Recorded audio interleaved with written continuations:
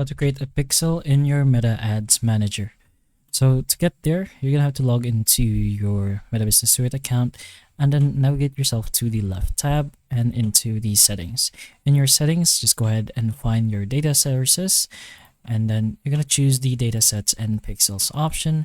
You'll be able to see something like this, which is like pixels is not receiving events or something like that. But you're gonna have to navigate yourself to your events manager to pretty much manage more things, including connecting your data and creating another pixel.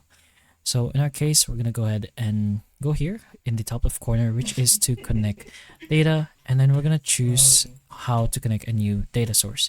You have web, app, offline, CRM, or messaging. In our case, we're just gonna go with the web option since we're already here. We're gonna choose our data set, and if we already have one, we can choose whichever and then press on next. Again, you could create a new one if you'd like, but once you've chosen, you can choose the ad accounts you want to connect your data set and then press on next. It's gonna give you some recommended setups, but if you'd like, you can always just choose the manual one, which is what we'll do in this video.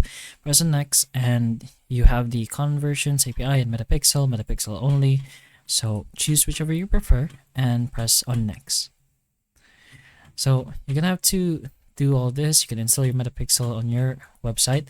Then you install your Metapixel, and then there's the automatic advanced matching. Just go ahead and finish up with this process, and then you should be able to create or get yourself a new Metapixel.